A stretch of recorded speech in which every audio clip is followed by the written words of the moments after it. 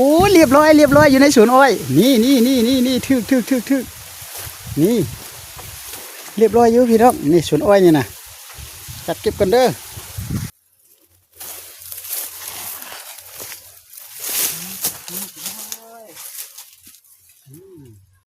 พี่น้องเบิ่งหลังแรก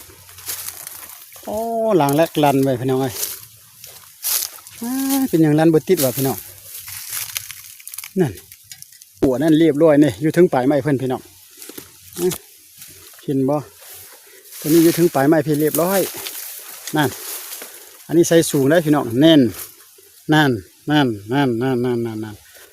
นจะเอพี่น้องเอ้ยจะเอเก็บก่อนพี่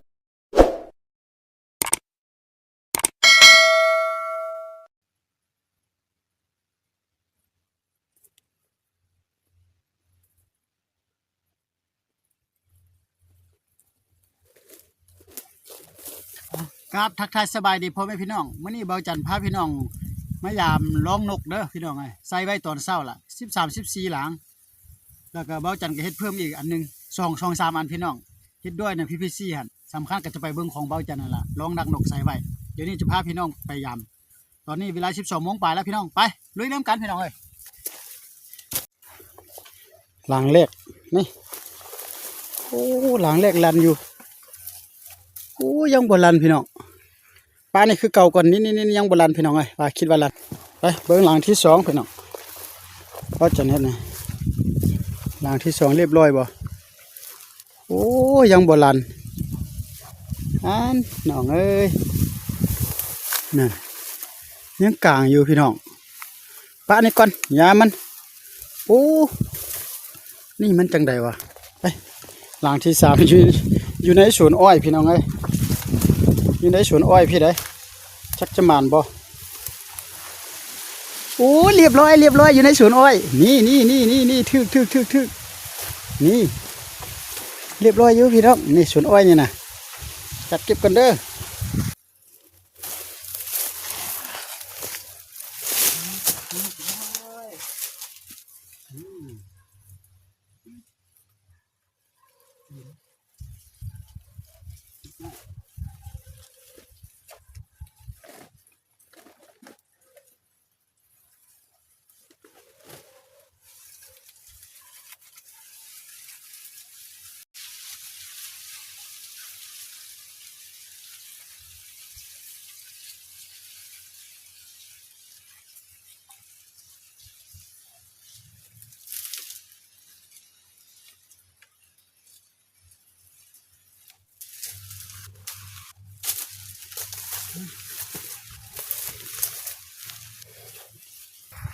ตัวนี้เนี่ยเบาจังก็ไม่ได้ไปไกลหากินตามแคมป์บ้านแคมป์สวนพี่น้องไง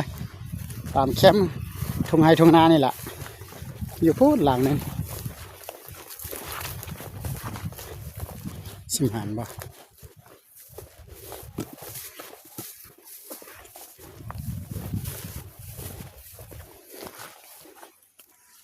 หลังนี่ที่ว่าลันอยู่ได้พี่น้อง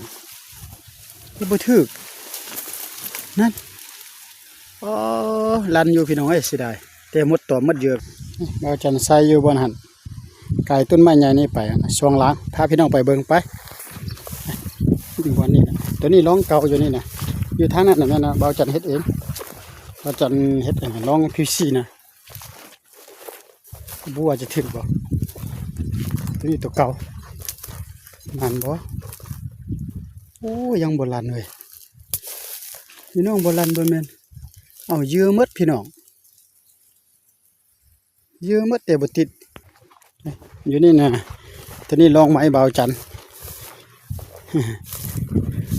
เบิ่งนั้นกันดูสิติดบ่ลองไม้เฮาน่ะเฮ็ดเองเด้อลองเฮ็ดเองใส่เองพี่น้องเอ้ยติดบ่ติดบ่ยังไงว้าวบ่ติดพี่น้องนั่นยังตากแดดอยู่พี่น้องเอ้ยลอง PVC เฮาอยู่นี่ใส่ไว้หลังนึงใส่ไว้หลังนึงอยู่นี่นะ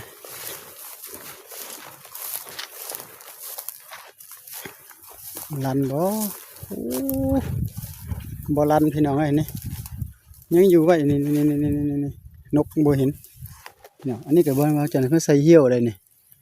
มีบ้องหนูนะนั่นแต่ฮัก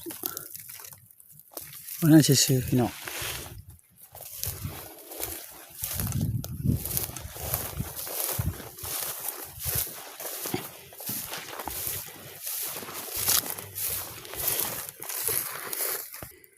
ยังมีแต่อยู่พุ่นแหละพี่น้องอยู่พุ่นหัน4-5 หลังมั่นใจแต่อยู่หันว่าจะได้ตื่มจักตัวพอได้ตื่มกันบ่ไปเบิ่งอยู่พุ่นแหละพี่น้องเอ้ยว่าต้นไม้สูงๆหั่นล่ะ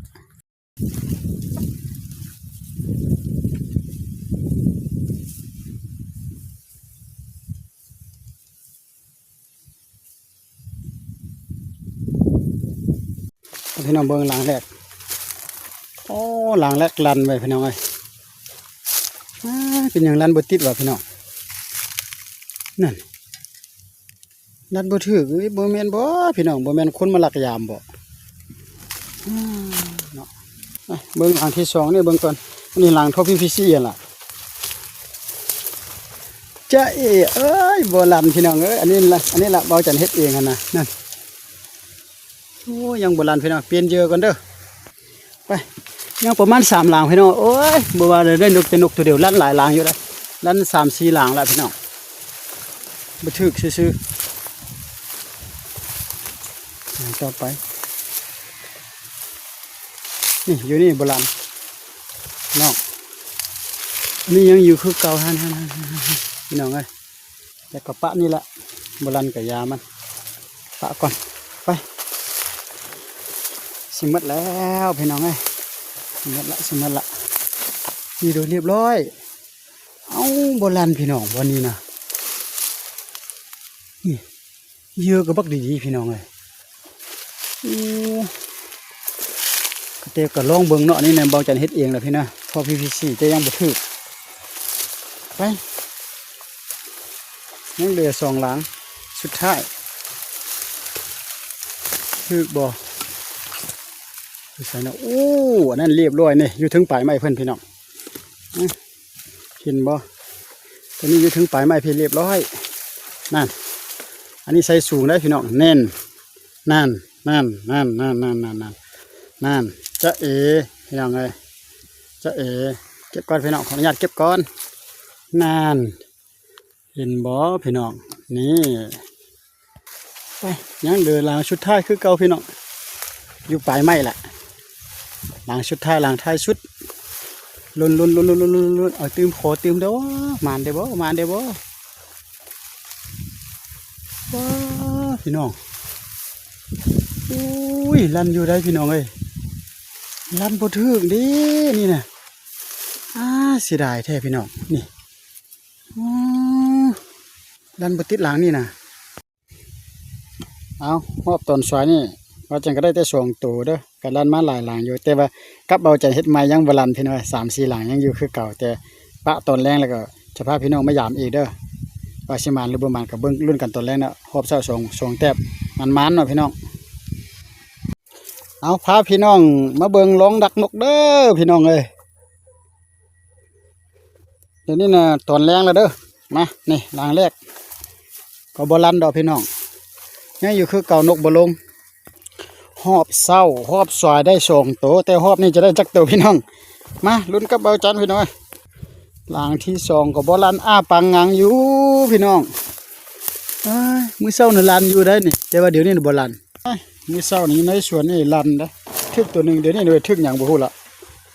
เอ้ยทึกแม่กระป๋อมพี่น้องเอ้ยทับเอาเอวนี่ตายแล้วโอ้ยเนาะแมงกระป๋อมทึกแนวบ่เอาพี่น้องเอ้ย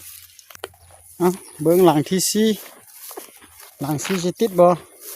ใส่อยู่นี่2 หลังมื้อเช้าน่ะบ่ติดมื้อเช้าน่ะเรียบร้อยบ่โอ้ยังบ่ลันพี่น้องเอ้ยหลัง4น่ะเบิ่งหลังที่5โอ้ยจะมันอยู่บ่จักตูน่ะพี่น้องเอ้ยหลัง5ก็บ่ลันอันนี้เนี่ยกับลองใหม่ของเบาจันได้เบาจันเฮ็ดเองพี่น้องเอ้ยนี่แต่ว่าบ่ลัน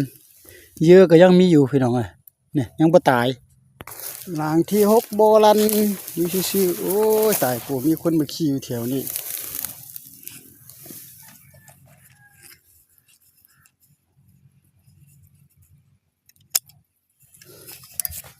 อ๋อพี่น้องบ่แม่น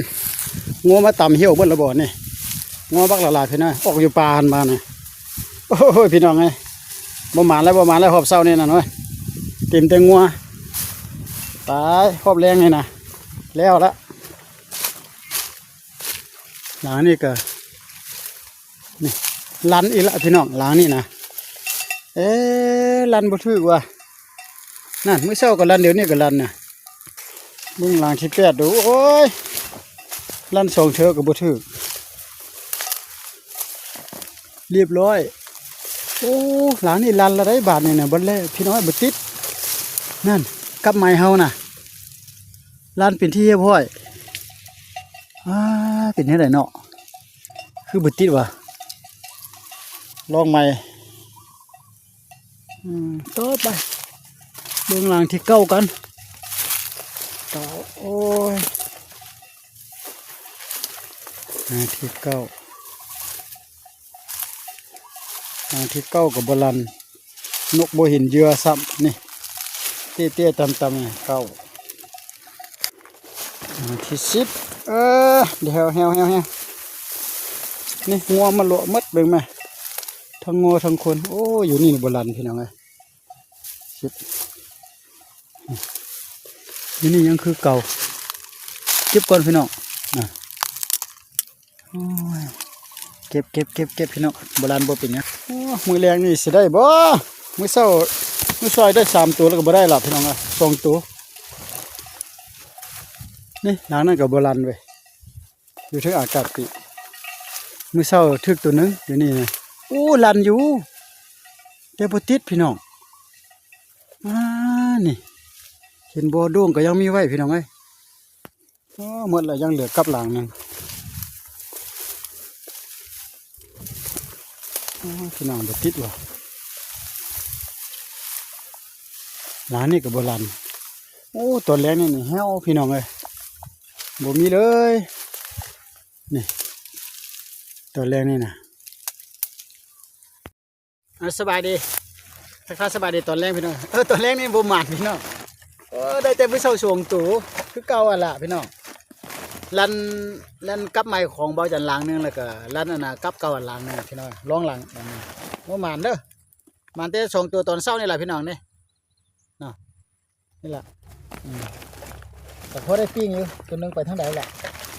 ชอกก่อนมันมีตัวนึงไปทางใด